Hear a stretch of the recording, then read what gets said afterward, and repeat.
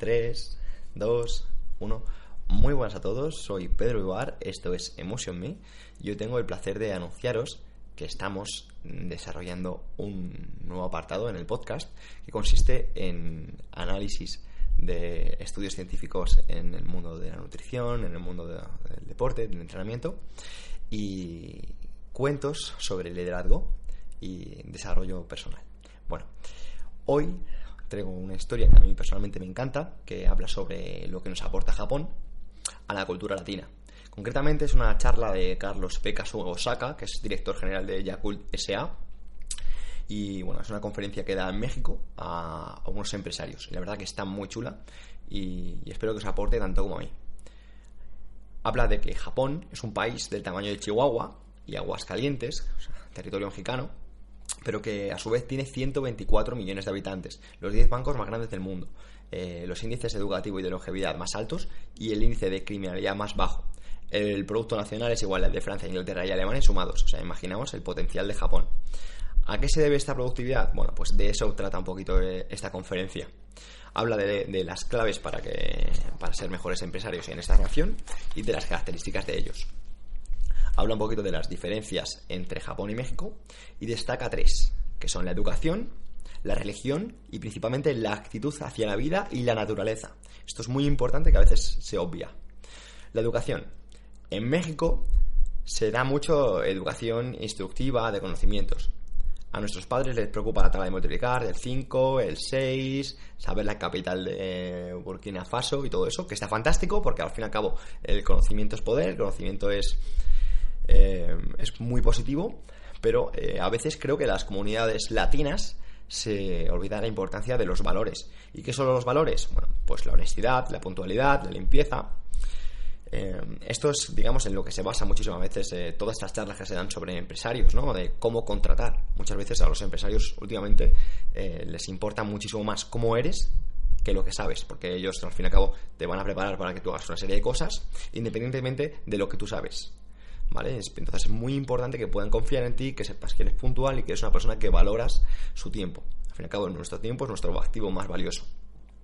Seguimos con esta parte de educación en el desarrollo de esta conferencia. Y es que existen 4 pasos para ser un empresario de excelencia: el bien ser, el bien hacer, el bienestar y el bien tener. Desarrolla el bien ser, es decir, ser honesto, puntual y disciplinado. Habla del ejemplo de en esa misma conferencia que le está dando una charla a 6.000 personas. Si llegara 10 minutos tarde, pues la nación estaría perdiendo 6.000 minutos. Evidentemente, pues si somos respetuosos con el tiempo de los demás, procuraremos ser puntuales. Es algo que a nivel personal debo trabajar. Otro principio fundamental es el respeto. Si no es tuyo, debe ser de alguien. Si, por ejemplo, te encuentras un boli en una mesa y lo coges, evidentemente estás cogiendo algo que no es tuyo porque es de alguien. Si te encuentras lo mismo con un anillo o un reloj, evidentemente no cojas, es de alguien. Hay que tener respeto a la propiedad. Respeto porque igual que te encuentras algo, hay gente que se puede encontrar algo tuyo y agradecerás que nadie lo toque. Habla, en su experiencia, Carlos, que es un fabricante de juguetes, que en su empresa no hay llaves en ningún lado. Les comenta cómo consigue a la gente con la que trabaja. Él lo que hace es les manda a comprar el periódico que venden los muchachos en la tarde, les da $100 y les tiene que devolver 99,20. Evidentemente muchos no se lo regresan y evidentemente con esas personas no van a contar. Los que lo han hecho son los que trabajan y tienen por venir en su empresa y son actuales ejecutivos y directores. No, si os dais cuenta, muchos de los criterios de empresas como Facebook, Apple, Google, no les importa lo que sabes, les importa cómo eres. Evidentemente lo que sabes, pero sobre todo cómo eres, porque a partir de ahí te pueden dar ellos los conocimientos y la manera de trabajar.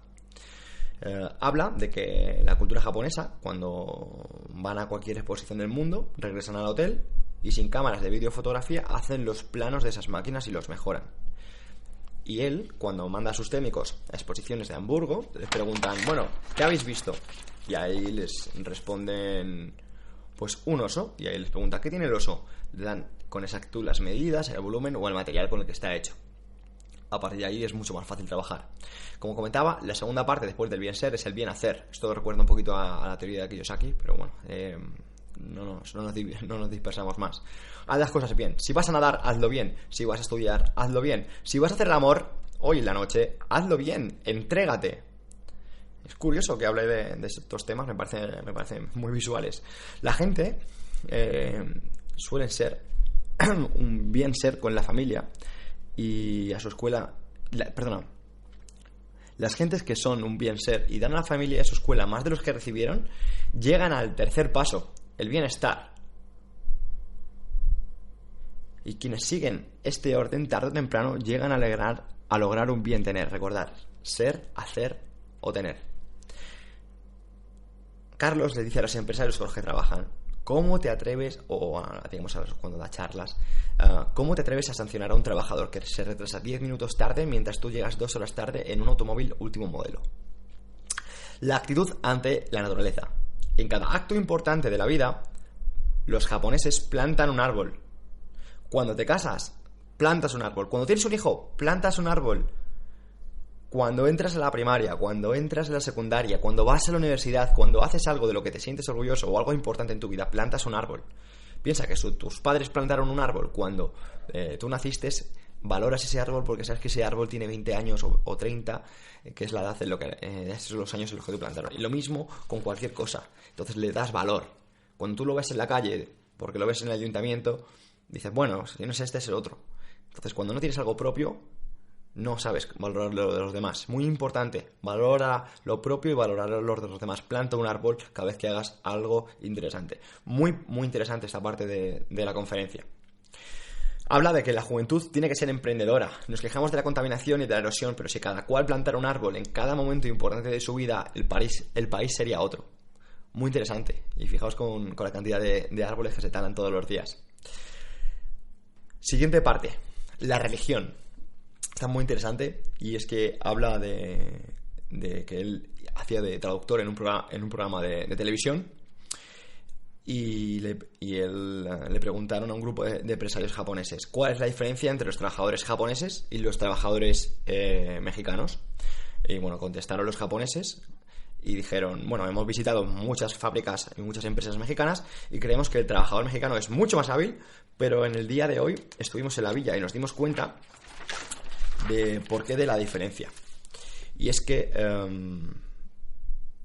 a los pueblos les gusta lo mismo, les gustan las peregrinaciones, los tambores, los amuletos, los chistes, etcétera, pero los mexicanos van a los templos, mexicanos y latinos van a los templos a pedir y a esperar, y en el sintoísmo japonés los japoneses van a ofrecer. De igual forma, los sindicatos mexicanos presentan pliego de peticiones y los sindicatos japoneses presentan pliego de ofrecimientos. O sea, el cambio es sencillo, pero radical. ¿A qué se refiere con esto? Bueno, pongamos que en un año se fabrican 1000 coches y ofrecen fabricar 1200 el año entrante. ¿Qué ofrecería la empresa? Pues si tenemos 5% de errores en la producción y ofrecemos reducirlos a un 3%, ¿qué ofrece la empresa?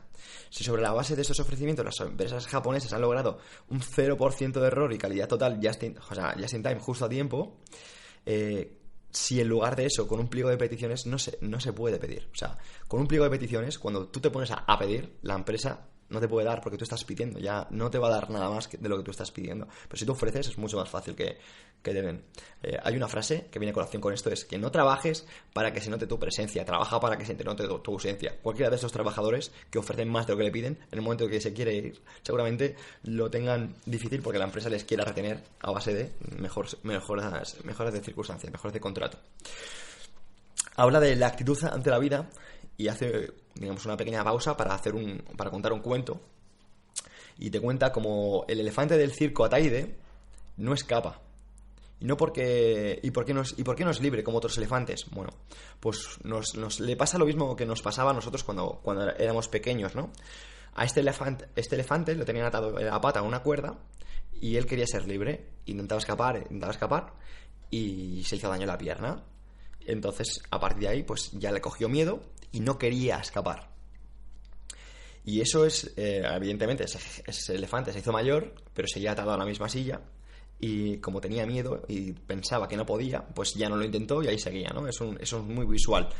Y el ejemplo que te pone es que muchos jóvenes que cuando llegan adultos están acostumbrados a ese no puedo, porque de pequeños escuchan todos los días: es que eres un bruto, eres la vergüenza de la familia, eres un malcriado, siempre te reprueban.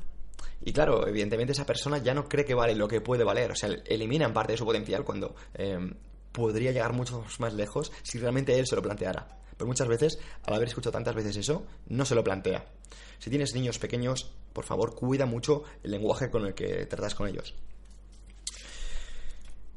Hablamos de esa misma persona, ¿no?, a la que de niños les han dicho que era un bruto, que era la vergüenza de la familia, que era un malcriado. Bueno, pues cuando ese joven es adulto, como el elefante, a determinada hora sale de trabajar, da las vueltas que tiene que dar, ni una más ni una menos. Y como un elefante, mueve la trompita, termina lo suyo, alguien le lleva algo de comer, le trae, y así es como trabajan muchísimos empleados. ¿Qué debería hacer? Que el objetivo hoy sea ser feliz y disfrutar lo que se hace. Prepárate para que el objetivo de tu vida no sea que den las 5 de la tarde. O sea, si el objetivo de tu día, de tu vida, es que terminar de trabajar, es un problema. Es un problema serio, pero muy común. ¿Cuántas personas conocemos que lo único que están esperando es que termine su jornada laboral, o que llegue el viernes por la tarde o el sábado por la tarde, y están el domingo por la tarde odiosas de que empiece el lunes? O sea, muchísimas personas, demasiadas. Y al igual que hay padres de familia, maestros y empresarios que todos los días se sienten fracasados, también hay maestros, padres de familia, empresarios, jefes que todos los días se crean triunfadores. Y es muy diferente trabajar así. De hecho, hay una frase que a mí me encanta, es de Mark Twain, que dice algo así como: un líder es aquella persona que te hace creer que tú también puedes serlo. Es maravillosa. Tenemos una obligación con México. Y con México digo con todos los países latinos. ¿Por qué no creamos más empresas? ¿Por qué no te imaginas tu primera empresa con 2 hectáreas de largo? ¿Cómo empiezan todos los empresarios? Pues tenían capital, se dice, ¿no? O sea, es que tenían dinero. O sea, los empresarios empiezan porque tienen dinero. Vamos a ver. Te cuenta Carlos que conoce a muchos libaneses, israelíes, españoles que llegan a la nación de México con una mano delante y otra detrás, sin amigos, sin conocer el idioma ni las costumbres, pero con fe en sí mismos y en lo que pueden conseguir. Trabajan y ahora son empresarios de la nación. ¿Pero por qué? ¿Qué pasa con el pueblo? Y cuando digo México, fijaos si eres de Chile, Argentina, Uruguay, España, piénsalo. Mira el comportamiento de los pueblos. Cuando no es la fiesta del patrón, es la fiesta de la rumba. ¿Qué se hace? El baile, la pereza, el trago, el guayabo. ¿Y los españoles? Hablan desde las 4 de la mañana, las panaderías, hasta las 10 de la noche. ¿Y los israelíes? Trabajan y trabajan. ¿Y los chinos? Lo mismo. ¿Los japoneses? Lo mismo. Y dicen japoneses, dicen españoles, gracias por la comparación, pero bueno, italianos, cualquier persona, que al fin y al cabo no, más de la nación va en la persona y más con la sociedad tan globalizada en la que vivimos. Pero, ¿cuánto retiran estos empresarios cuando empiezan? Nada. Ni un solo centavo. De hecho, lo que ganan lo reinvierten en la empresa. Así es como crecen las empresas japonesas. Así es como crecen las empresas de éxito. No se retira dinero ni capital. Ni la parte japonesa ni la parte mexicana. Es pura inversión y reinversión. Y es importante que se entiendan, futuros empresarios, que cuando los jóvenes están aquí en la universidad pensando ¿qué vamos a hacer? Es como el enamoramiento. Cuando hacen el plan de negocios es la concepción. El embarazo es cuando se construye la fábrica, y cuando se inaugura es el nacimiento. O sea, es igual que cuando planteas tener una familia. Cuando creas una empresa es exactamente lo mismo. Cuando creas una empresa es como tener un bebé. En los 3 primeros años tienes que cuidarlo a diario, con el único objetivo de hacerlo crecer. En México, el 84% de las empresas nuevas quiebra durante los 3 primeros años. Datos reales. Porque los papás quieren que el bebito les ponga un automóvil último modelo, que les dé una alfombra, un aire acondicionado, muebles de caoba y una secretaria rubia en minifalda. O secretario. Después viene la adolescencia y al final llegan a ser adultos. En cuanto las empresas japonesas empiezan a repartir utilidades a los socios, pues hay empresas multimillonarias y empresarios pobres. La diferencia entre el sueldo del obrero más bajo y el nivel de presidente suele ser 8 veces. Pero en nuestra nación quieren ser ricos al segundo año con la empresa que van a poner. Hay que mirar a largo plazo, al menos 10, 20 años. Mete todo lo que ganes y dale a tu hijo, tu empresa, y verás cómo crece. Invierte en él. Verás cómo se hace adulto y podrás vivir de él. Y ahora muchas personas dirán, ¿pero cómo vamos a vivir? Entonces, ¿cómo vivimos? ¿Vivimos para trabajar? ¿Vivimos de un saludo? No. Puedes tener un salario, pero no desangres a tu hijo, a tu empresa. Bueno, terminamos con un cuento que le contó el padre de Carlos. Y es que había un bosque en el que vivían muchos animalitos. De repente se desató un incendio y todos salieron corriendo. Todos, menos un gorrioncito que fue al río.